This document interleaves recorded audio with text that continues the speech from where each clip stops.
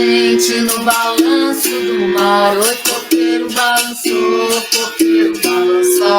Vamos chegando no balanço do mar. Coqueiro balançou, coqueiro balançou. Sou Cristiane no balanço do mar. Coqueiro balançou, coqueiro balançou. Eu sou o Fernando no balanço do mar. Oi, coqueiro balançou, coqueiro balançou. Povo de Santos, a gente vai saudar. Coqueiro balançou, coqueiro balançou. Quem vai chegar no balanço do mar? Coqueiro balançou, coqueiro balançou. E a nossa história já vai começar. Coqueiro balançou, coqueiro balançou. Quando a maré terminar de vazar, mas a maré tá cheia. Tá cheia, a maré tá cheia,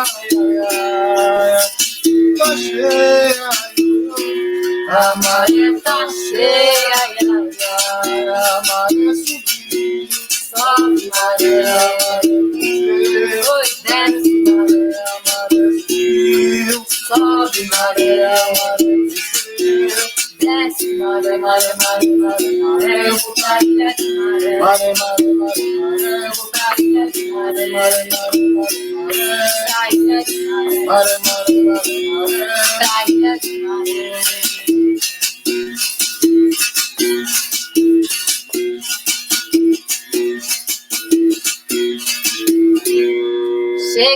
Chegamos!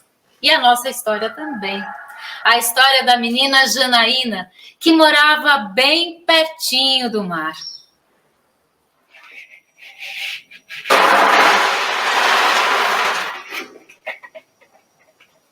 Todos os dias, a menina Janaína ia brincar com a mãe dela na praia.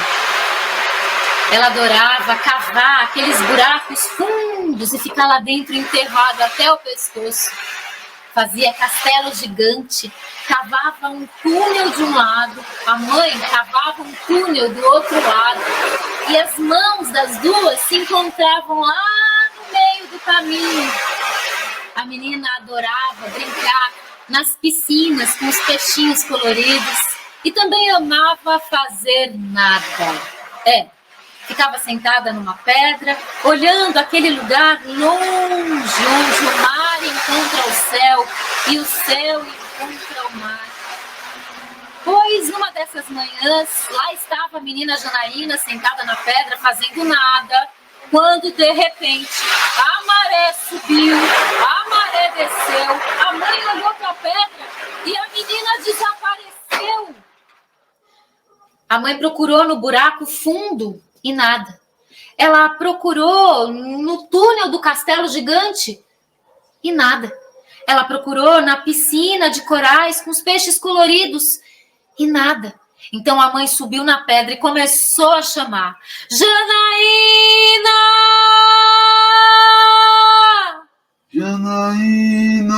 Janaína! Janaína!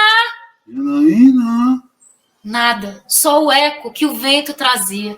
Cada vez mais aflita, a mãe saiu buscando. Ela andou, até que encontrou muito tranquilo com sua vara de pescar.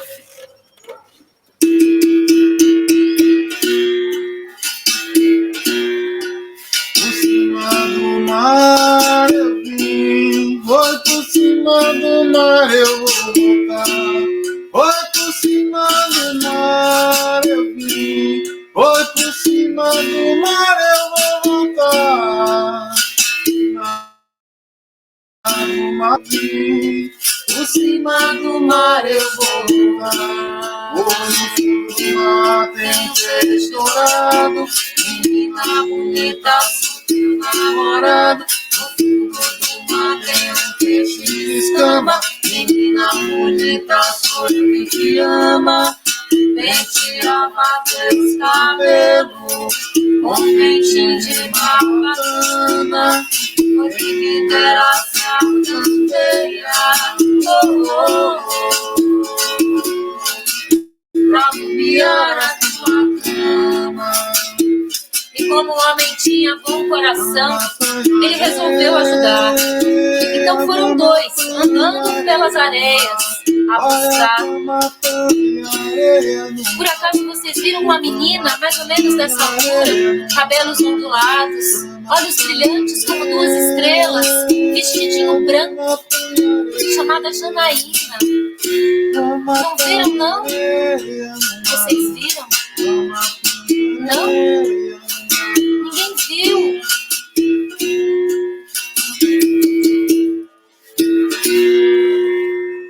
Ninguém, gente. Ninguém. Então o pescador olhou longe aquele lugar onde o mar encontra o céu e o céu encontra o mar e abaixou a cabeça. Com certeza a mãe d'água devia ter levado a menina. Levou.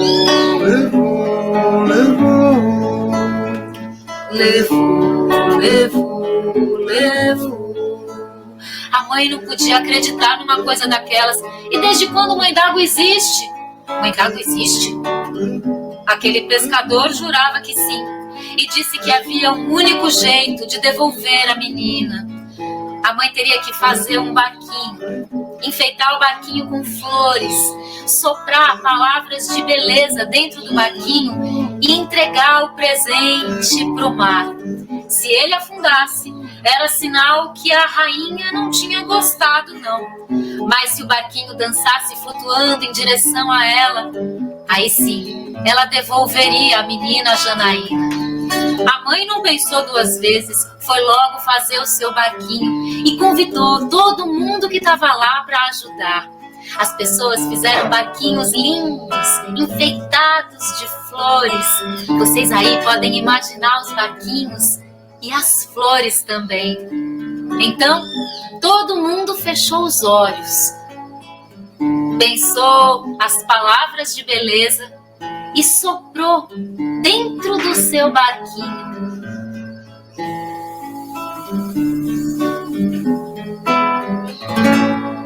E quando a lua nasceu, as águas ficaram todas prateadas. Há quem diga que aquele brilho era o reflexo da lua no mar. Mas o pescador disse que não era lua nada. Eram os cabelos da mãe d'água que subiu para admirar a noite estrelada.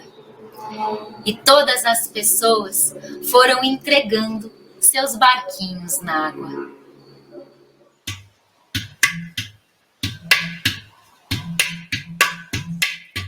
Minha sereia, rainha do mar, não deixa meu barco virar, não deixa meu barco virar, não deixa meu barco virar. Minha sereia, rainha do mar, não deixa meu barco virar, não deixa meu barco virar, não deixa meu barco virar. Minha sereia, rainha do mar, minha sereia, rainha do mar, o canto dela faz admirar, o canto dela faz admirar. Minha sereia é moça bonita, minha sereia é moça bonita, as ondas do mar aonde ela habita, aonde ela habita. Ah, tem dor de ver o meu penar, minha senhora rainha do mar, não deixa meu barco virar, não deixa meu barco virar, não deixa meu barco virar. Minha sereia, rainha do mar, não deixa meu barco virar, não deixa meu barco afundar, não deixa meu barco afundar. E a mãe d'água foi recolhendo todos os barquinhos em procissão nas águas do seu coração. Minha senhora, rainha do mar, não deixa meu barco virar, não deixa meu barco afundar, não deixa, não deixa, não deixa meu barco virar, meu barco afundar. Vocês não vão acreditar. A maré subiu, a maré desceu, a mãe olhou para a pedra e a menina Janaína apareceu. Voltou, voltou, voltou. O vestidinho branco, agora todo bordado com conchas marinhas, os cabelos ondulados, trançados de algas, e os olhos, feito duas estrelas, agora um pouco mais molhadas. A mãe abraçou a menina, desaguando aquela saudade que tinha o tamanho do oceano. Agradeceu a grande rainha e convidou todo mundo que estava lá para celebrar com uma bela ciranda na beira do mar. Eu estava lá. Eu estava na beira da praia, ouvindo o balanço do mar. Eu estava na beira da praia, ouvindo o balanço do mar. Foi quando eu vi a sereia, aí eu comecei a cantar. Quando eu vi a sereia, aí eu comecei a cantar. Oi, Janaína, vem ver, Janaína, vem cá, receba essas flores que eu vou te ofertar. Oi, Janaína, vem ver, Janaína, vem cá, receba essas flores que eu vou te ofertar. Assim aquele pescador me contou, e assim a gente contou para vocês agora. Mas a menina Janaína nunca contou para ninguém, nem mesmo para a mãe dela, como tinha sido sua viagem ao castelo da rainha. Porque isso ficou guardado, minha gente, dentro da concha. Mas vocês podem imaginar o segredo do mar.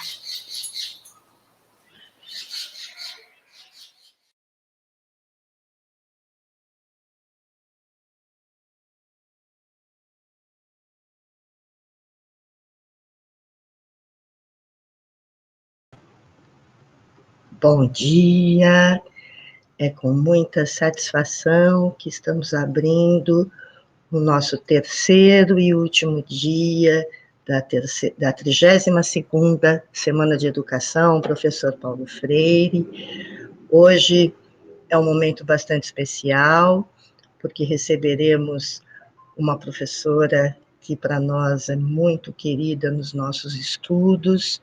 Hoje receberemos a professora Jaqueline Barbosa. Sua palestra tem como título Novos Multiletramentos em Tempos de Ensino Remoto. Jaqueline é professora do Departamento de Linguística Aplicada da Unicamp, atua em diferentes áreas, não só nos novos multiletramentos, gêneros do discurso, formação de professores, o currículo de língua portuguesa. Jaqueline, tenho certeza que essa manhã vai ser uma manhã bastante proveitosa para todos, e é com muita satisfação que nós recebemos você aqui hoje. Obrigada. Obrigada a você, Cláudia. Eu queria também agradecer muito ao Tiago e a toda a equipe ali da Secretaria Municipal de Educação aí de Santos, tá? É um prazer estar aqui numa semana que tem um nome tão feliz, né? Que faz uma homenagem justa e necessária cada vez mais, né? Nos tempos atuais, sobretudo, ao Paulo Freire. Então, para mim é uma honra estar num evento que tem ali o nome, né, do Paulo Freire. E também, né, está aqui na lista ali de pessoas com tão ilustres convidados. Olhei ali o programa, né, tem muita gente ali importante, Lenine, não teve? Vocês estão muito chique, fiquei muito honrada, tá? Então, eu queria mesmo desejar aí que a gente possa aí ter uma conversa produtiva nesse tempinho. Então, bom dia a todos e a todas. E, como a Cláudia falou, a gente vai falar um pouquinho aí sobre os novos e multiletramentos, né, tentando pensar aí esses letramentos no contexto ali de ensino remoto. Eu vou começar aqui a compartilhar uma apresentação. Vamos ver aqui. Ela está fora do lugar. Já vai entrar no lugar. Acho que daqui a pouco está entrando para vocês. Deve ter entrado já, né? Então, o que eu pensei aí como um percurso possível para a conversa, tá? Né? Lembrando aí de deixar mais tempo para vocês poderem aí também, para a gente poder mesmo conversar efetivamente, né? Que vocês tenham um espaço de pergunta e tal. Pensei em fazer, assim, breves considerações sobre o ensino remoto, né? Porque a fala chama isso, né? Novos e multiletramentos em tempos de ensino remoto. Então, a gente tem que fazer uma consideração sobre o ensino remoto e sobre os novos e multiletramentos. Então, é isso. Pensei nessas considerações, o que são os novos e multiletramentos muito rapidamente, por que, né, trabalhar com esses letramentos na escola, e falar um pouquinho, pistas, assim, sobre como trabalhar. E aí, juntar as duas coisas, né, novos e multiletramentos e o ensino remoto. Mas, para começar, né, eu queria propor que vocês aí me ajudassem a caracterizar aí o que está sendo esse ensino remoto na nossa vida de professor, né? E aí não foram tempos fáceis, né, nesse 1 ano e meio, mas eu queria aí ver um pouquinho mais como é que vocês aí, enfim, lidaram aí com esse ensino remoto. Então, eu queria que vocês respondessem essa pergunta. E aí tem duas possibilidades para vocês acessarem aí essa ferramenta, o Mentimeter, que vocês podem acessar via um QR Code. Se vocês tiverem celular, é só pegar um leitor aí, e que dá para ler aí o QR, ou então, acredito eu, que o endereço e o código devem estar aí sendo escritos no chat que vocês estão acompanhando, de onde vocês estão acompanhando, tá bom? Então, eu vou dar aí 1 minutinho e meio, aí 2 minutos, para vocês aí poderem responder, por gentileza, tá bom? Então, vou esperar.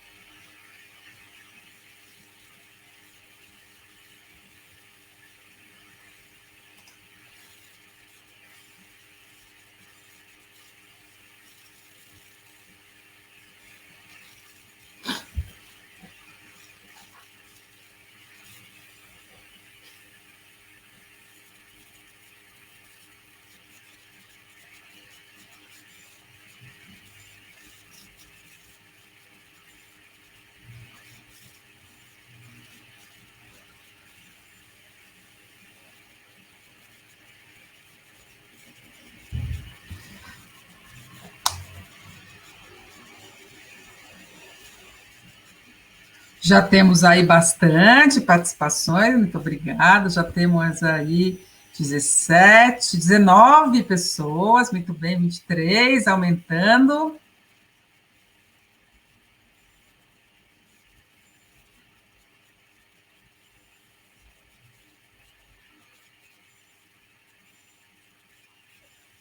Nossa, quanta gente, gente! 42 pessoas. Acho que já dá para... Podem continuar, mas acho que já dá para a gente partir daqui da conversa. Quer ver? Vou compartilhar com vocês a nuvem para vocês verem aí, 63 pessoas já, o que está aqui formando. Bom, o desafio foi, né, foi mesmo um desafio. Claro, a tecnologia aparece muito fortemente, o desafio, desafiador, então tem todo um grupo de palavras ali ligados à questão do desafio, né? Acho que aparece bastante a coisa da dedicação também, essa dimensão da superação, do criativo, da inovação, né? Desespero eu achei ótimo, né? Deu mesmo, né? Acho que todos nós vivemos isso. Resiliência, claro, aula síncrona, aí surgem muitas coisas ali, né? Mas eu queria aqui resgatar essa ideia das possibilidades, da aprendizagem, a dificuldade de acesso, até que apareceu pouco, né? Isso foi não, mas apareceu de outro jeito, acessibilidade. Alguém está dizendo, será o futuro, né? Não tem volta, alguém disse. Falta de recurso limita, então acho que, assim, de diferentes jeitos a questão, né, tem diferentes jeitos a questão da limitação com a tecnologia, com o acesso apareceu, né, e sinônimos ali de desespero, de pavor, né, de também apareceram.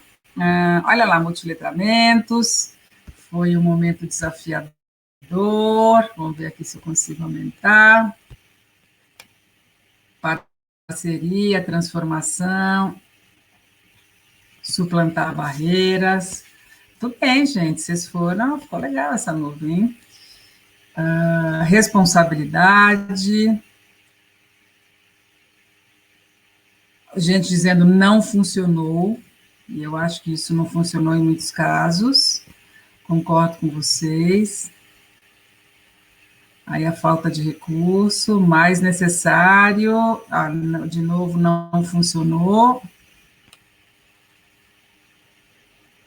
Saudade de ver, né? Foi um momento solitário. Olha aqui o WhatsApp aparecendo, essa vai ser a próxima pergunta. Ok, gente, acho que vocês, assim, acho que deu para capturar bem, né? Talvez isso aqui represente muito do que todos nós professores vivemos aí, né? E acho que tem uma coisa, gente, que não tem muito jeito, né?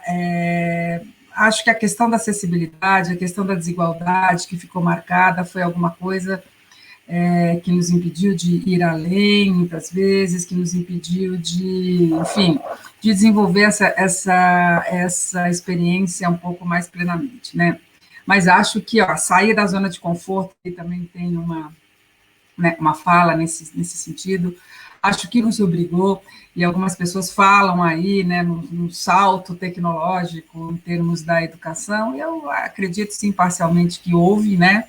A gente foi obrigado a ter que lidar com muitas ferramentas e muitas coisas que a gente não lidava necessariamente antes, né? Então, nesse sentido, tem um salto. Resta saber, né, e aí é a questão que eu me coloco, muita gente, hein, gente? 120 pessoas, aqui eu vou deixar aqui ainda, depois eu passo aí um pouco a nuvem para vocês também. Mas eu acho que vocês, assim, foi muito rica as respostas. E vou voltar aqui só para a apresentação. Acho que vocês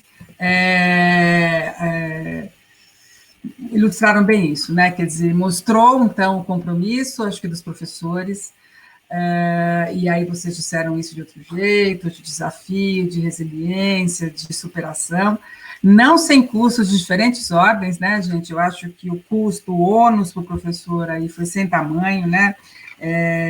Não sei como é que funcionou nessa secretaria, mas mesmo nas secretarias mais, né, organizadas e cuidadosas, a coisa foi muito rápida, né? Então, acho que tem custos de diferentes ordens para os professores, né? Mas mostrou esse compromisso, né, com a aprendizagem dos alunos. O salto tecnológico que eu falei, que deve ser relativizado em função das desigualdades, né, gente?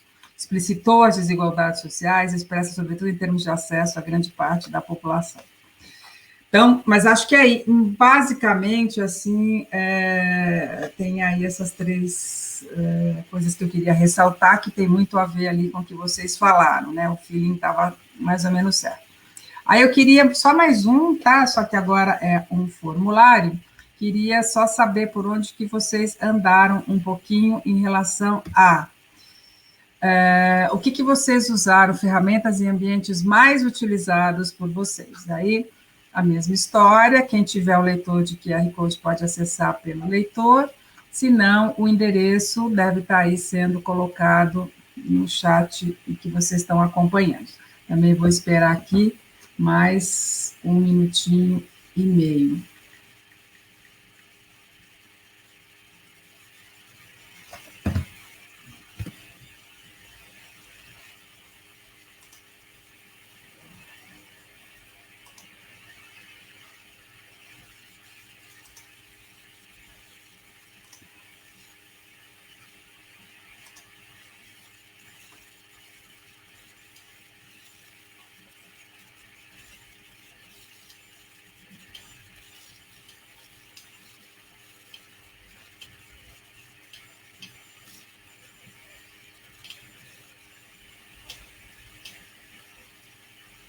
Cinquenta e uma já, vocês são muito rápidos e rápidas, gente. 71.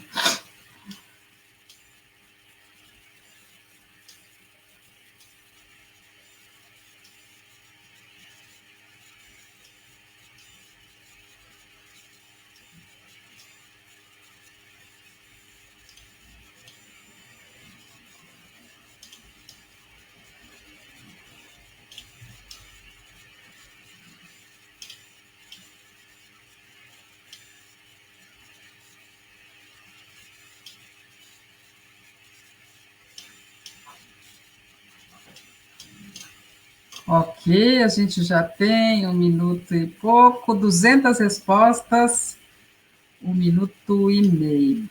Vou compartilhar com vocês.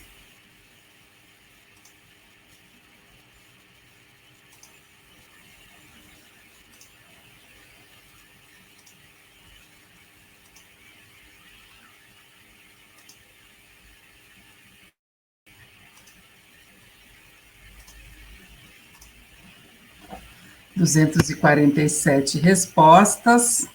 Então, vejam que o que não era exatamente, né, isso aconteceu em todas as redes, né, o que não era exatamente pensado, né, uma ferramenta mesmo de ensino-aprendizagem, acabou sendo mais usado, né, o WhatsApp disparado, assim, 90% de vocês usaram, depois o Meet, Google Forms foi um grande e tal, nossa, até que teve bastante gente usando o Google Sala de Aula, em muitas redes ele não chegou com essa expressividade. Editor de texto, de áudio, tem ali uma coisa significativa. Ainda apareceram outros. O WhatsApp ficou aqui, acho que alguém não viu que estava lá. Atividades impressas, YouTube, tá? Outros quiz, bastante coisa, tá? Ok, mas se a gente for ver aqui no que predominou, vou até anotar aqui, é o Meet,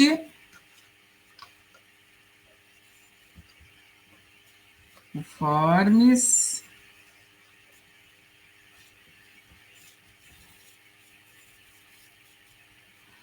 e aí a gente pode dizer que, né, os editores de áudio, imagino que tiveram aí produções de vídeo, não dá para saber exatamente se por parte de vocês ou por parte dos alunos, mas não tem importância, o que eu queria mesmo é saber como é que essas coisas circularam. Então, áudio, vídeo bastante mais, né? Quase 50%. Áudio. Ok, gente, o Kahoot, Mentimeter, muito bem. Então, vejam, né, se eu perguntasse agora quantas ferramentas dessas a gente usava, assim, diariamente, né, a gente vai poder ali dizer um pouco desse salto que eu falei. Bom, isso, na verdade, é um pouco para a gente começar a pensar, deixa eu voltar aqui para a apresentação só.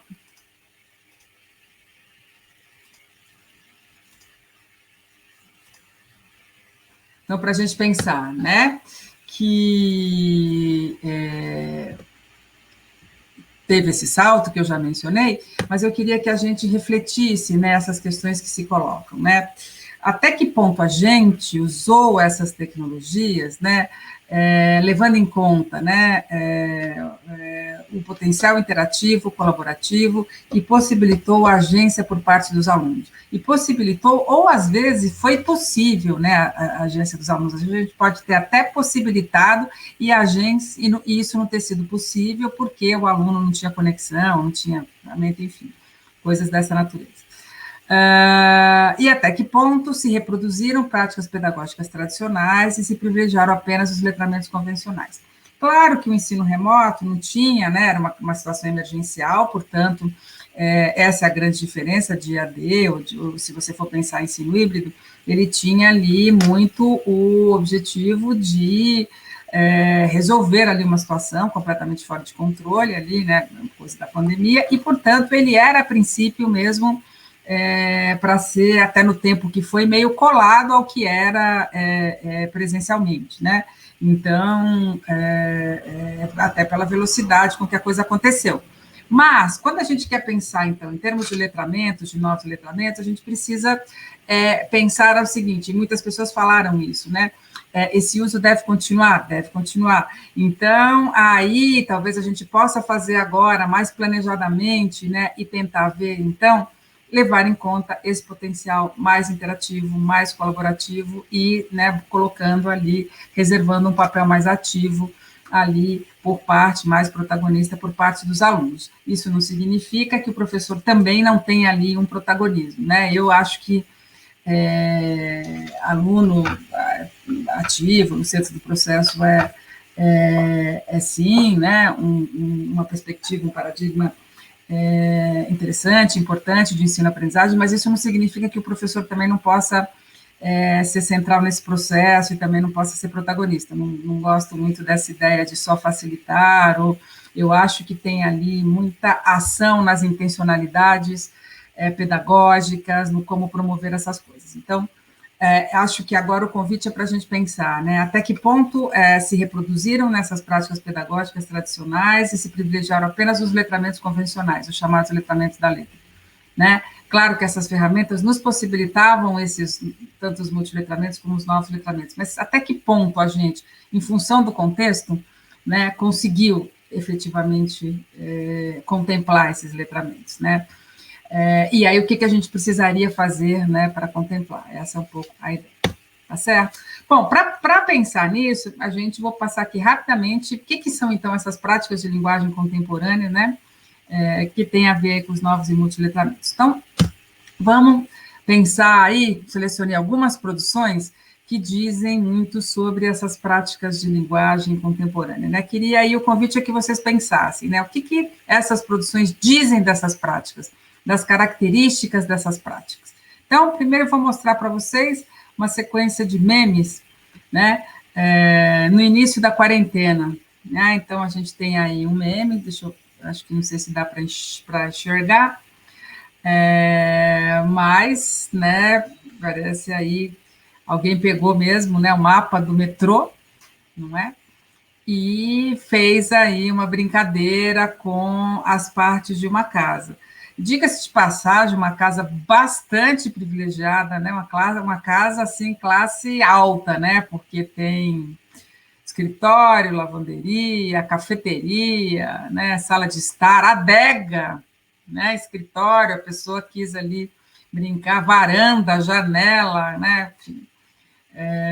E fez ali uma casa bem pouco representativa, né, da população brasileira. Mas, enfim, a ideia ali era brincar, né, com a coisa da quarentena, brincar, né, no sentido aí, bom, não deixa de ser um jeito de lidar, né, com o humor, com essas coisas. Então, teoricamente, a gente só poderia ir de um lugar para outro, nosso deslocamento estaria aí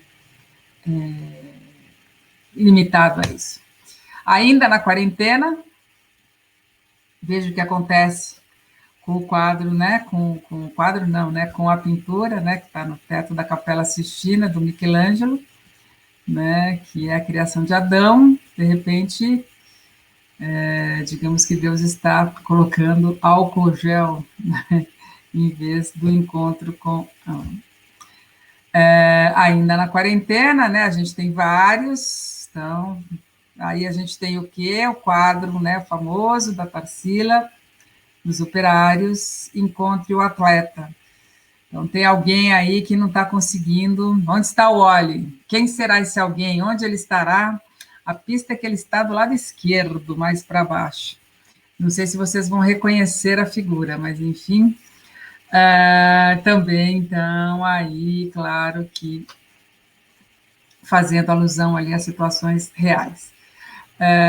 Bom, aqui eu vou agora uma outra sequência de memes, né? Esses bem mais antigos e bem famosos, um pouco para a gente, então, também pensar, de uma forma geral, nos impactos que isso pode, né, eventualmente, trazer. Então, essa é uma manifestação de estudantes nos Estados Unidos, os estudantes estão ali, ocuparam parte da universidade, eles já tinham desocupado, a coisa já estava acabando, e um guarda não resistiu ali a uma última humilhação, digamos assim, né? Fazer os estudantes passarem por uma humilhação. Veja que estão todos sentados, ele vai lá e joga spray de pimenta, mas olha a quantidade de jornalista que tem ali.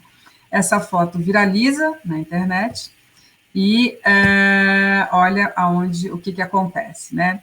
Então, essas produções rapidamente, em menos de 24 horas, se espalham pela internet, como a gente está acostumado a ver com outras coisas. Então, o guarda foi parar na capa, né, de um disco muito famoso, de um grupo muito famoso, foi parar numa foto do Dalí, do Salvador Dalí, foi parar no lugar da Estátua da Liberdade. Assim, antes ele tinha ido parar aqui também na coisa do Google, né, no símbolo.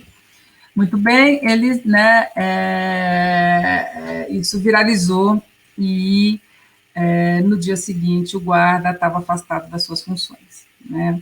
A gente tem também a versão brasileira disso, né? Porque violência policial não é uma exclusividade da polícia americana, embora ela também seja primorosa, né? Mas a gente tem também aqui manifestação, aí de 2013 também, aí um cinegrafista, né, sendo spray de pimenta, também virou meme. Né? Virou meme, e aí esses foram memes que circularam, não sei dizer só se o que aconteceu com o policial, tá? Mas, enfim, o que eu queria, né, que a gente pensasse aqui? Bom, o que diz dessas práticas de linguagem contemporânea, né? Diz um pouco desta prática do quê? De eu pego alguma coisa que já foi produzida, a primeira forma de eu me manifestar, né, ela se diversificou muito, né?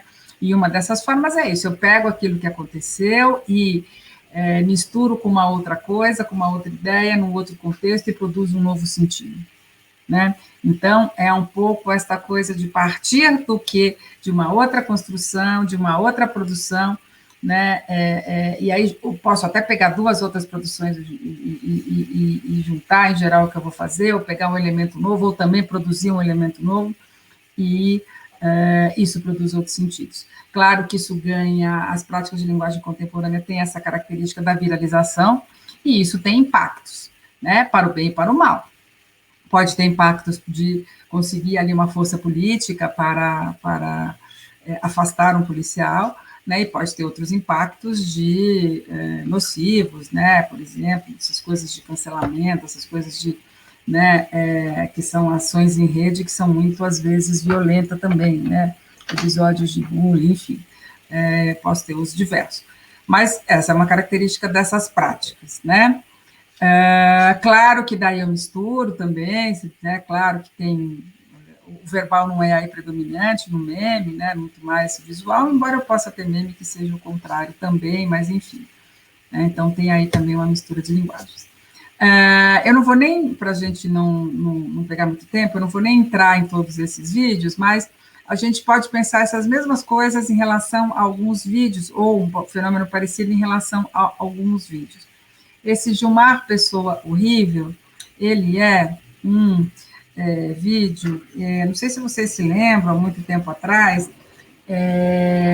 o Gilmar Mendes se desentendeu ali com um outro ministro do Supremo, e com o Barroso, e ele fez um discurso muito sentido ali, uma briga mesmo com o Gilmar.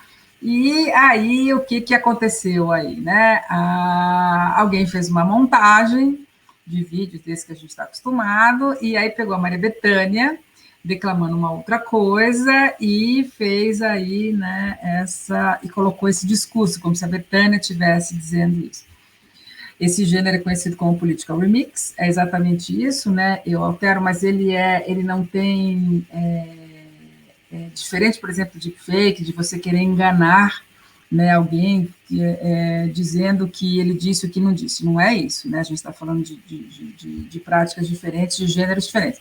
No caso do political remix, é óbvio que aquilo é uma montagem, é óbvio que ali tem um tom de paródia, é óbvio que ali tem, né, algumas outras coisas, tá? Mas isso tem a ver com as práticas de linguagem contemporânea. Aí eu peguei aqui também 2 exemplos de vídeos literários, né, de booktubers. Então, um deles, que também eu acho que andou fazendo bastante mais frequência na rede. Eu não fico acompanhando muito booktuber, mas eu vi que durante a pandemia essa coisa de leitura conjunta, né, aconteceu bastante. E aí, esses é um da Mel Ferraz, que é uma booktuber também, que tem o Literaturice, né, um canal, e ela, então, leu em 1984, propôs ali a leitura conjunta, né.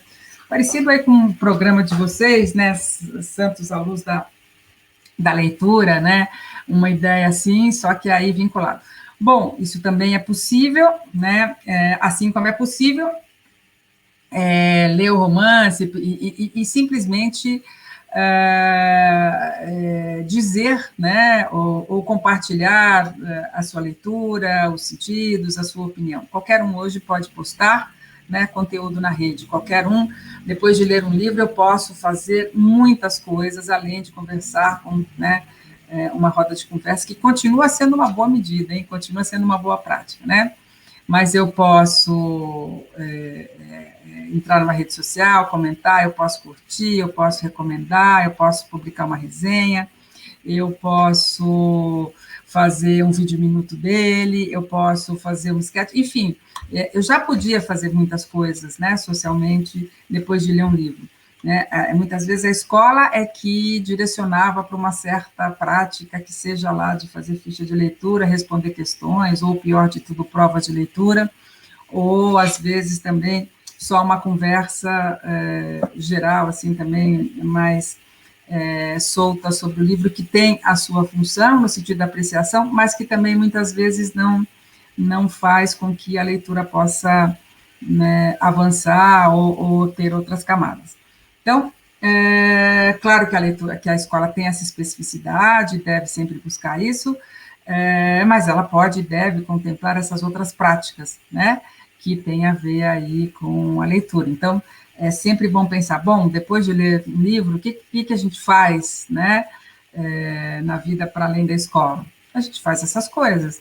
Eu, por exemplo, tenho lá um perfil em rede social de livro, eu escrevo resenha, eu compartilho, eu faço clube de leitura, eu tenho lá meu clube de leitura, que a gente lê um livro, comenta, faz leitura comentada, cada livro um é responsável também por trazer outras coisas, enfim, né, a gente faz, e muitas dessas coisas podem e devem ser, né, consideradas pela escola. Você também pode ter, então, né, acho que essa coisa da partilha da leitura, que eu acho que são práticas interessantes de partilhar a leitura. Você pode ter, acho que, práticas de fazer a coisa da compreensão, ou de ampliar, né, a coisa da compreensão mesmo, e até também da repercussão da leitura, né, que eu acho que é uma coisa interessante, importante, e aí você pode fazer resenha, daí você pode fazer, enfim, comentários em geral, ou você pode também, um pouco, aquelas produções que eu chamo que são derivativas ou produtivas, aquelas que partem daquela obra, mas que para eu fazer uma outra produção, então, para eu fazer um sketch, para eu fazer um vídeo minuto, para eu fazer uma paródia, se for o caso, para eu fazer coisas assim, também são produções possíveis que circulam, né? Então, todas essas produções têm em comum um pouco essas coisas, né? Eu parto, eu respondo a essas coisas fazendo uma espécie de, muitas vezes usando remix, né? Muitas vezes misturando, fazendo, ou simplesmente tendo um canal, né, para expressar. Hoje em dia, qualquer um pode dizer coisas e colocar na rede. O difícil é ser ouvido, e o difícil é separar, né, o joio do trigo. Então, acho que mudou isso muito de muitos anos atrás, né? E pós-pandemia, então, a gente tem um efeito gigantesco, né? A quantidade de videoaula, de aula, de coisas na rede é um negócio espantoso.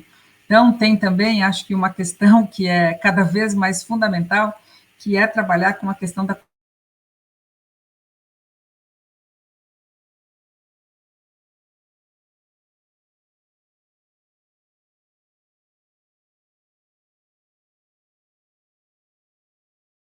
curadoria, né? Porque e trabalhar essa curadoria com os alunos, porque é isso, né, gente? Qual é o critério com tanta coisa aí produzida? Bom, e aí o que eu queria só era também mostrar uma dessas aí, né? Uma outra tem a ver com outro tipo de curadoria, que é duas playlists comentadas, digamos assim, é uma espécie de podcast, se vocês quiserem, uma atividade aí feita, né, em algumas escolas, que é o seguinte, os alunos têm que escolher aí um critério de seleção de músicas, né? E aí eles têm que montar um roteiro para comentar. Então, não pode ser só as músicas que eu gosto, tem que ter alguma coisa. Então, essa primeira, Periferia em Destaque, o critério foram artistas que fizeram sucesso no Brasil e fora do Brasil, mas não saíram dos seus lugares de origem, continuam morando na periferia.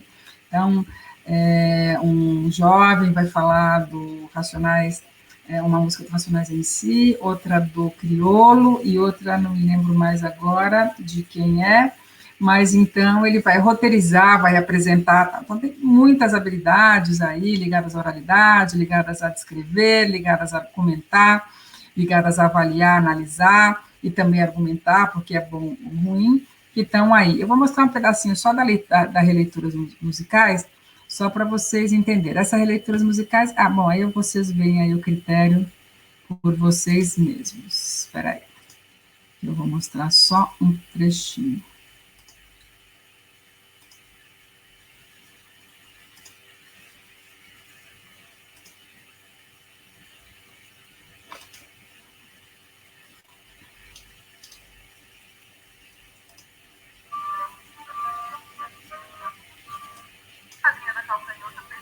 Espera aí, deixa eu só aumentar aqui. Né?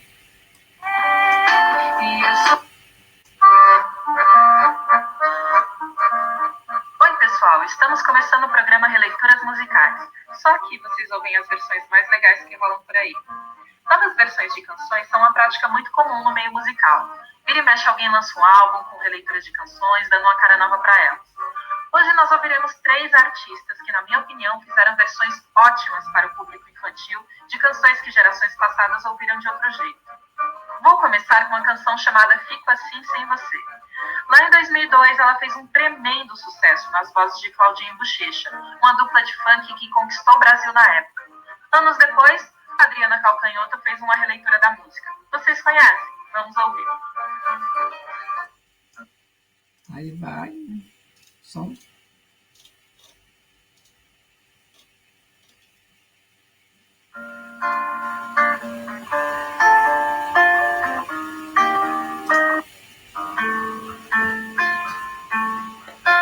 Avião sem asa. Enfim, deu para um pouco entender o espírito da coisa, né? Mas o que eu queria, então, aí destacar é um pouco, só compartilhar aqui de novo a janela.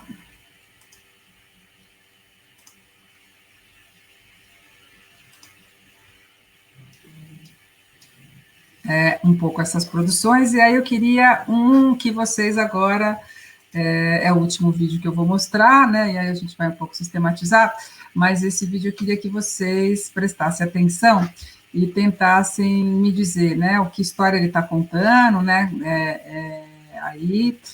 se a gente, né, tentar pensar qual a visão que o jovem demonstra ter sobre o futuro da humanidade, é uma visão pessimista, otimista, e se dá para saber a nacionalidade do jovem, né, então assistam isso, que história ele está contando, é uma visão otimista, uma visão pessimista, e se dá para saber, foi um jovem que fez o vídeo, né, se ele tem aí uma visão pessimista ou otimista, tá?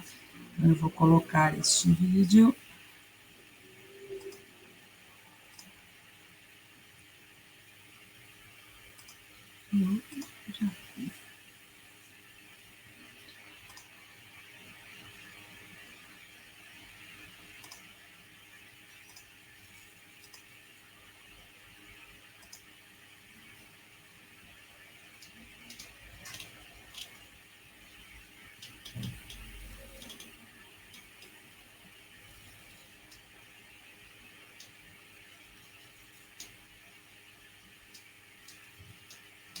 Só ver se ele...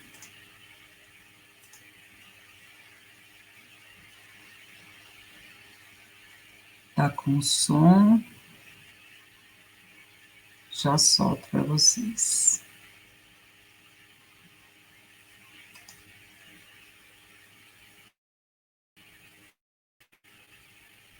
Tinha carregado ele resolveu agora fazer...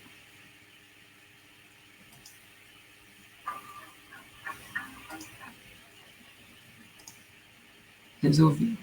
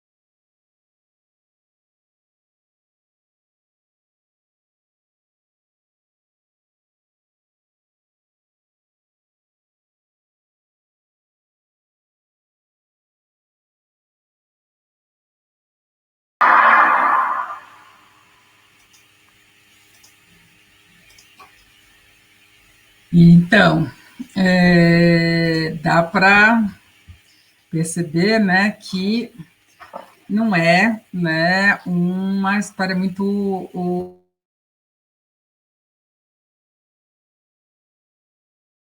otimista que ele conta de tempo, e ele vai contando, né, a história da humanidade, né, bem ali que ele vai contando, claro que com... E chega uma época, não sei se você viu ali, que estava todo mundo usando máscara, tal, que depois da pandemia eu falei, nossa, isso é por aí que nós estamos indo, né, dá até uma...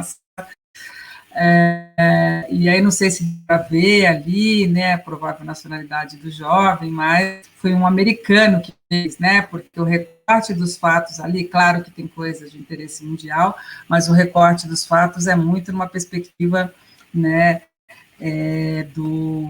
enfim, de um americano. Acho que diante de qualquer produção, né, tem um cara chamado Lenk, que há muito tempo atrás, ele vai propor que a gente sempre se pergunte assim, né, tem 3 ordens de coisas que qualquer produção, em qualquer linguagem vai ter, né? Ele apresenta alguma coisa, tem uma apresentação, fala alguma coisa do mundo ou cria o mundo. Então, qualquer quadro, qualquer música, qualquer vídeo, qualquer coisa fala alguma coisa do mundo e a gente precisa entender, né, o que está sendo falado ou cria um mundo para se falar, né? Para fazer essa fala, né, eu organizo os elementos daquela linguagem, daquela semiose de uma determinada maneira para construir sentido. Então, o que está falando, como é que ele está tecendo, né, essa produção, esse texto aí entendido no sentido mais amplo. E tem sempre uma orientação, né, tem sempre uma apreciação, tem sempre uma valoração. Então, quando a gente olha um vídeo, olha uma música, olha um texto, olha qualquer coisa, é interessante a gente olhar essas 3 coisas. Então, ele está falando do quê? Da história do mundo, né? Ele está fazendo, como ele faz isso, né, do ponto de vista de como é que elementos ele usa. Horas, uma seleção de imagem assim, né, que deve ter dado um trabalho muito grande, né, mas antes uma roteirização, ele não saiu procurando as imagens a troco de nada, as pessoas falam, bom, mas isso não tem nada a ver com leitura, com escrita. Nossa, leu pra caramba sobre história para poder, né, depois para poder achar as imagens, depois curou a imagem. Depois ele, como é que ele fez? Ele sincronizou com a música, né? A música vai dando ritmo, vai alterando a velocidade, isso vai produzindo sentido, vai produzindo efeito, né? Ele vai fazendo fade in, fade out, de acordo com a música e tal. Enfim, ele vai ali, a partir de elementos, né, da linguagem musical, ritmo, volume, começa baixinho, ele vai articulando isso com o visual e com a velocidade, com a transição das imagens e vai produzindo, né? E tem escolhas, tem um cuidado com as escolhas. Esse vídeo eu gosto muito dele, embora ele seja muito antigo, porque ele foi, muitos outros vídeos depois, com a mesma música, contar outras histórias. Tem de história do Brasil, tem de história tal, e a gente percebe, às vezes, como não é tão bem feito como este é. E é claro, esse menino, quando postou, aliás, né, no site americano e tal, ele falou, pelo amor de Deus, isso aqui foi só um trabalho de escola, eu não ganhei dinheiro com nada nos direitos autorais, verdade? Porque ele pegou um monte de imagens ali de direitos autorais. E essa é uma questão quando a gente trabalha com os novos letramentos, né? Nem tudo na vida é novos letramentos, ou seja, tem ali uma nova mentalidade, um novo ethos de se aproveitar de uma outra produção, como é o meme. Então, essa é uma questão que a gente tem que contornar, tá? Mas, enfim, acho que deu, eu acho que ilustra bem, né, esse vídeo aí, um pouco essa questão aí dos novos e multiletramentos também, tá? Bom, só para agora, está já apertado aqui, né, vamos lá, vou falar mais rapidinho para vocês deixarem aí, tá bom?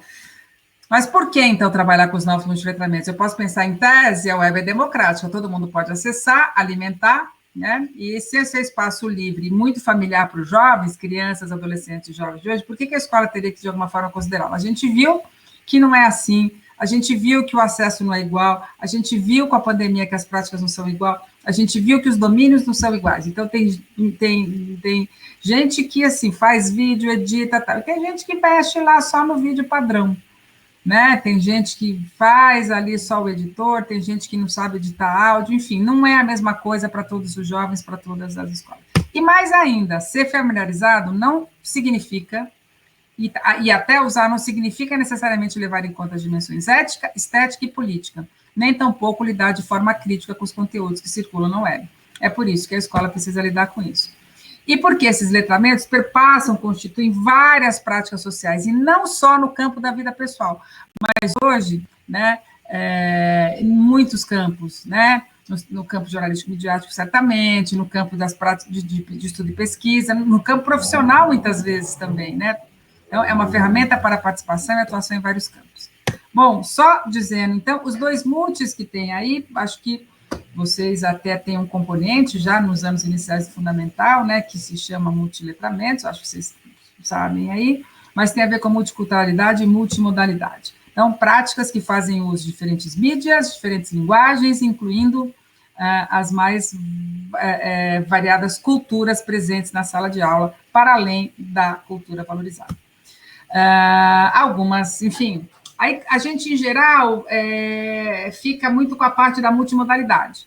E aí eu peguei na base algumas habilidades que aparecem também um pouco ali no currículo de vocês, analisar efeitos de sentido decorrente de escolha de formatação de imagem, isso que a gente acabou de ver, né, ali no vídeo, enquadramento, ângulo, vetor, da segmentação dos elementos, identificar, analisar efeitos de sentido também, do volume, do timbre, enfim, essas são algumas habilidades, mas eu gostaria acho que no ensino médio, embora, né, não seja o caso de vocês, é fundamental, mas ele introduz uma coisa que eu acho que é fundamental e que não é nada muito sofisticado, que ficou faltando mesmo nas habilidades do fundamental.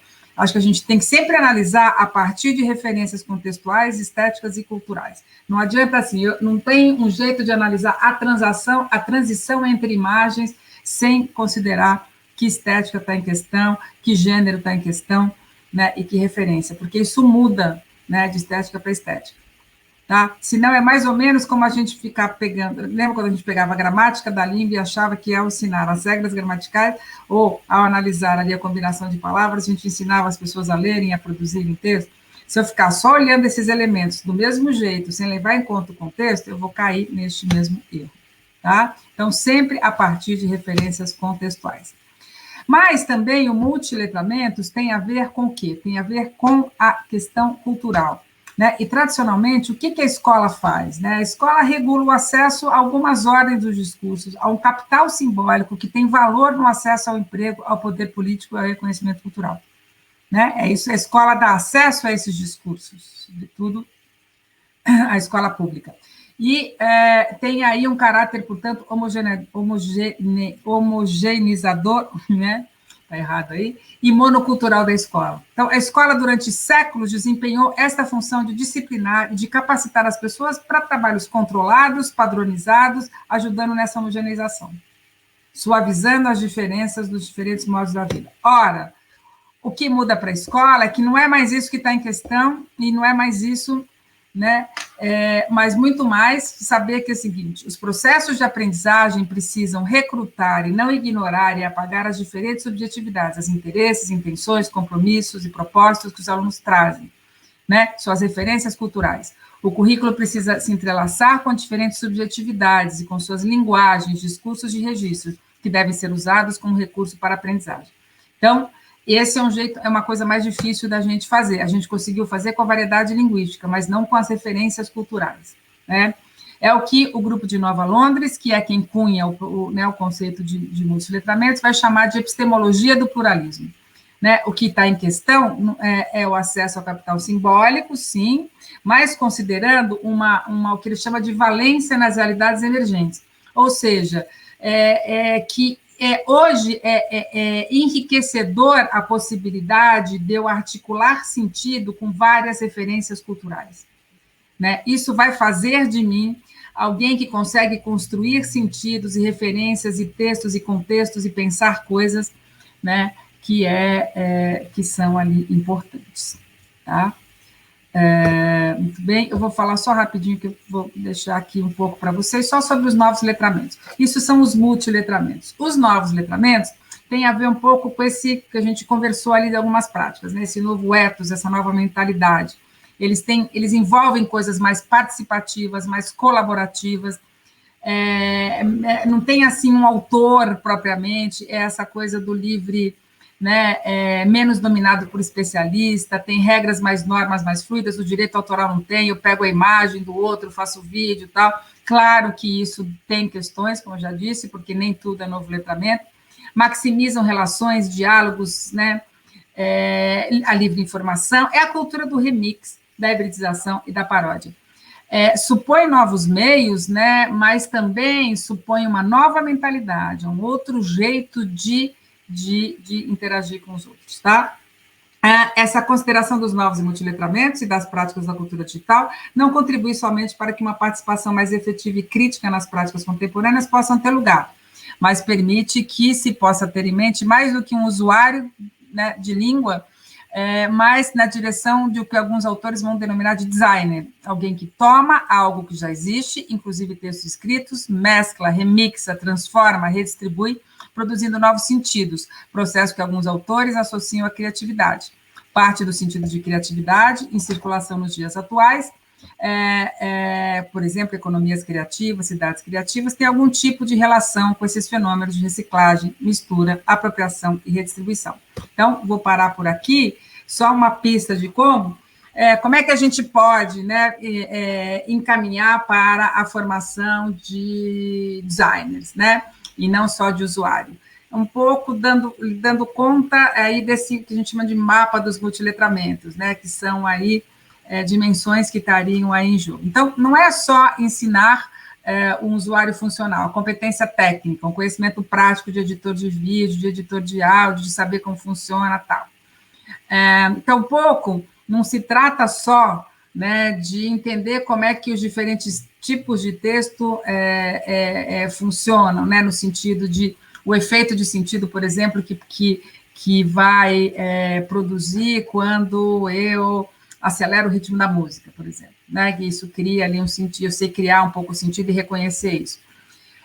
Tem que chegar também na perspectiva do crítico, portanto, entender que tudo que é dito e estudado é fruto de uma seleção prévia, é fruto de uma valoração, é fruto de uma apreciação, né? Mas não basta isso também, a perspectiva do designer como é que eu uso tudo isso, né, de uma forma a transformar, a me transformar como sujeito na medida em que eu peguei, né, significados, gêneros, textos disponíveis, e, de alguma forma, usei e reusei aquilo para dizer outras coisas, para o meu projeto de dizer, que preferencialmente pode ser coletivo, etc., etc. Né? A partir disso, eu contribuí com...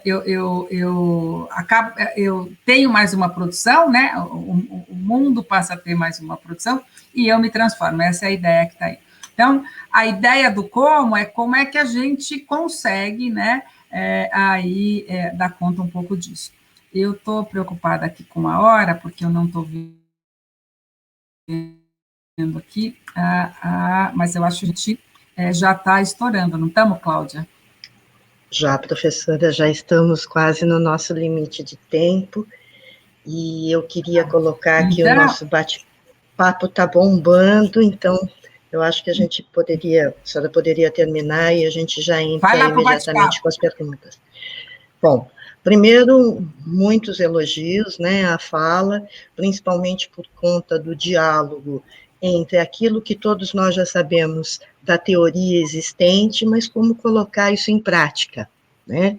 Os nossos professores vivem esse desafio, né? A base estava começando a ser implementada quando tudo isso aconteceu, muitos estudos já haviam sido feitos, mas como colocar isso em prática? Eu acho que essa sua fala final já respondeu uma das perguntas, né? Mas uma questão que vem aparecendo com muita frequência é que consequências você acha que vai ter para os nossos alunos esse processo recente, né, esses 2 últimos anos desse trabalho híbrido? O que você acha? Porque hoje se fala muito de recomposição de conteúdos, uma questão mais técnica, né, ligada à prática do professor, mas a gente sabe que a nossa necessidade ultrapassa isso. Então, a gente gostaria que você falasse um pouquinho como é que a gente pode lidar com esse novo momento, tendo que enfrentar toda essa realidade que ainda está por vir, né, que não terminou, e gostaríamos que você colocasse um pouquinho a respeito sobre essa perspectiva. Tá compartilhando ainda? Tá? Não. Parou o compartilhamento. Tá. Olha, eu acho o seguinte, né? Eu ia até... tinha aqui um pouco a tela para dizer isso, mas eu vou falar sem a tela mesmo, que eu acho que é melhor. Ó, eu acho que, na verdade, a gente precisa rever aquilo que eu anunciei no começo, né? Como é que a gente vai... como é que o ensino remoto, né, que pode, eventualmente... É que aí eu acho que não é mais tanto ensino remoto, a gente pode migrar para uma coisa do ensino híbrido, a gente pode pensar em outras coisas quando as coisas regularam. Mas como é que isso pode ajudar nos novos e multiletramentos? Olha, em primeiro lugar, pode favorecer um uso contextualizado e significativo de ferramentas e ambientes. Quando está todo mundo ali na escola, fazendo não sei o quê, como é que eu vou entrar? Eu posso? Claro que eu posso fazer. A escola sempre pode fazer, né? Uma coisa de fazer lá um texto colaborativo e tal. Mas se o cara está do meu lado, para que eu preciso usar o Google, né? Eu posso, se o cara está do meu lado, eu uso outra coisa. Quer dizer, dois, eu acho que assim, essa diversificação nas interações e essa ampliação do universo cultural. Eu vi isso acontecer nas escolas, quer dizer, muitos alunos foram fazer turmas ou trabalhos com outros alunos que eles não fariam, porque ali tem a turminha deles, e eles foram obrigados. Então, por exemplo, teve uma escola que fez ali um trabalho de um podcast, eles tinham que criar um canal de podcast, e aí o menino gostava de esporte, e aí eles tiveram que escolher meio às cegas se era esporte ou se era música, enfim, qual que era a temática, e ele caiu no começo, ele não quis fazer, depois... Uma das coisas que ele avaliou o trabalho foi que ele foi fazer com gente que não estava, quer dizer, presencialmente ele ia colar ali no outro, né? E, de fato, eu posso compartilhar conteúdos e produções, né, de um jeito, e todo mundo vê e acessar, é diferente disso quando eu estou ali e tal. Isso tem muito a ver com os novos e multiletramentos. A coisa do trabalho colaborativo mesmo. Né? Então, assim, claro que eu posso trabalhar colaborativamente na sala de aula, eu posso trabalhar colaborativamente sem tecnologia, tá? Posso. Agora, eu estou dizendo que é isso que é a riqueza do que a gente tem que aproveitar. Avançar. Né? Avançar, e aí usando, sim, essas ferramentas que vocês já falaram que usavam, quer dizer, acho que faz mais sentido, né, você hoje fazer vídeo, você, enfim, tem um monte de coisa que faz sentido, e que quando a gente está presente, não é que não faz sentido, mas é diferente e pode fazer menos sentido. Mas vamos lá. Não, eu acho que é exatamente isso, um novo fazer que está se incorporando na prática do professor, que já está visível que nós extrapolamos os muros da escola, né? Manter isso com essa lucidez, com essa reflexão, eu acho que você trouxe à tona esses questionamentos de forma bastante prática, né? E a gente levar isso para o protagonismo do aluno, fazer com que essa reflexão se torne algo visível, não só para ele, para o grupo, mas para todos. Eu acho que essa perspectiva, né, dos novos letramentos vem para ficar. Né? Eu acho que nós precisamos, e é isso que o professor, você viu pela própria nuvem de palavras, né? Que há toda uma mescla de uma intencionalidade de mudança e muitas vezes não saber como colocar isso em prática. Eu acho que a situação da pandemia nos obrigou a acelerar esse processo, mas fico bastante feliz porque a gente percebe na sua fala que há toda uma consistência de um caminho que está por vir, mas que, ao mesmo tempo, está se construindo na ação. Né? A teoria e a prática estão sendo obrigadas a dialogar o tempo inteiro.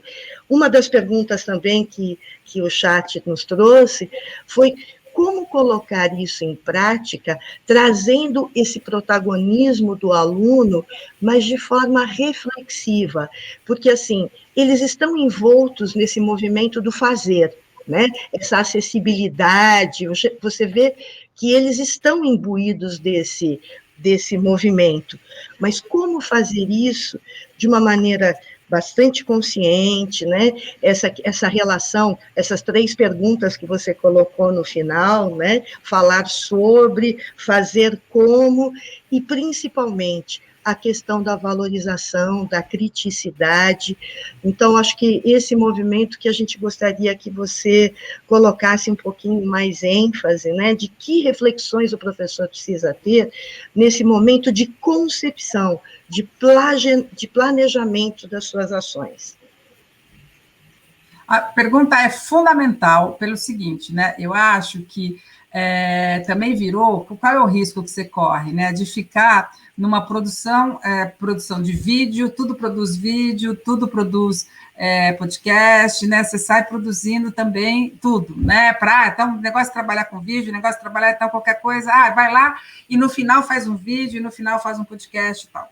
Claro que você pode ter como finalização, veja, nós não estamos abandonando o letramento da letra, tá, gente? Sim, ele continua sendo importante, e aí eu costumo dizer que no final de um projeto eu posso pedir duas coisas, um gênero que tem mais a ver com o letramento da letra, então um certo relatório, um texto monográfico, o que eu chamo de um ensaio escolar, que é uma pequena reflexão e tal, e eu posso ter o vídeo minuto, e eu posso ter que obrigue o quê? Um me obriga ao movimento de análise, o outro me obriga ao movimento de síntese, né? Eu tenho uma intencionalidade pedagógica ali, agora eu quero que ele sintetize tudo aquilo. Aquele menino sintetizou a história do mundo em 2 minutos, né? Uma coisa tal. Tem profundidade ali? Óbvio que não, é óbvio que ele vai precisar ver todos aqueles fatos com profundidade. Então, acho que tem um pouco essa dimensão que eu acho que é fundamental. E aí, sempre que a gente se aproxima da prática social, a gente tem mais chance ali de colar. Eu vou compartilhar 2 minutos aqui só de uma coisa que eu acho que pode ajudar a responder a pergunta, que é o seguinte, né? Acho que a gente pode pensar sempre em modalidades de atividade que eu acho que ajudam a gente, né, a não cair aí nessa tentação também de ficar num excesso de produção que não tenha muito sentido, né? Então, se a gente consegue, por exemplo, fazer, eu vou rapidamente, eu posso depois deixar para vocês, mas tem algumas modalidades de atividade, além dos projetos de trabalho, que trabalhar por projeto é sempre uma coisa que contextualiza e que faz, mas se a gente se aproxima da ideia de como é que eu trabalho com laboratório, né, como é que eu trabalho com laboratório, por exemplo, jornalístico, como é que eu trabalho com uma oficina, né, uma oficina de quadrinho, uma oficina de fanzine, uma oficina de escrita criativa, como é que eu trabalho com clubes, né, então, clube de leitura, que eu acho que vocês, né, até fazem, como é que eu trabalho com observatório, né, então, o observatório da imprensa, quer dizer, ele vai observar como a mídia se comporta para fazer, e aí vai ter que produzir alguma coisa. Como é que eu trabalho com núcleo de estudo, estudar mesmo, núcleo de criação artística, né, o que se chama ali de incubadora de projetos, uma incubadora de sites, né? Eu posso fazer ali um pouco ele ajudar a fazer ali um projeto que possa ajudar a comunidade, por exemplo, a fazer sites, etc. Enfim, são possibilidades, porque assim, a gente precisa mudar também o jeito, às vezes, de fragmentar o conhecimento na escola, porque aula de 50 minutos e aula de 50 minutos, muitas vezes, assim, não dá. Claro que o projeto já é uma modalidade de atividade que dá certo, mas além do projeto, há outras, e elas facilitam, então tem a ver com como fazer também a gente ampliar. Essas modalidades que eu falei de atividade, elas estão num guia de implementação do ensino médio, mas não tem o menor sentido ela ficar só para o ensino médio, elas podem e devem ser feitas desde os pequenos. Ótimo, Jaqueline, que bom dar esse panorama para a gente, né? Porque a gente precisa disso, de perspectivas, de alentos para que a gente possa planejar com essa intencionalidade. Infelizmente, Jaqueline, o nosso tempo passou extremamente rápido. Bom, nós tenho certeza que muitos que estão aqui conosco passaríamos a manhã toda discutindo, porque essas questões estão no nosso cotidiano, estão nas nossas preocupações, né, nas nossas intencionalidades. Eu fico muito feliz de ter podido estar aqui com você hoje, promovendo esse diálogo, porque é exatamente isso que a gente acredita, né? É essa interação que nos faz construir esse fazer coletivo e absolutamente necessário para as práticas de hoje da nossa educação. Então, da minha parte, eu gostaria de deixar o agradecimento coletivo da Secretaria de Educação por você ter aceitado estar conosco aqui nesse momento, e queria abrir os seus minutos finais e a sua despedida, e o coração bastante repleto de felicidade. Eu é que fico, né? Passou muito rápido mesmo, acho que eu falei demais, aí podia ter dado mais tempo para as perguntas. Mas, gente, foi um prazer estar com vocês e acho que esse é o desafio que se coloca para a gente, né?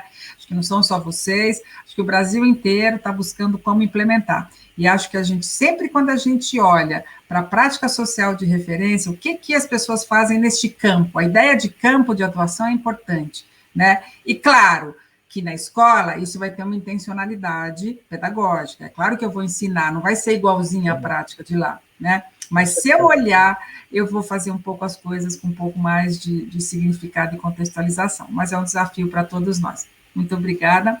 Um grande abraço a todos e todas.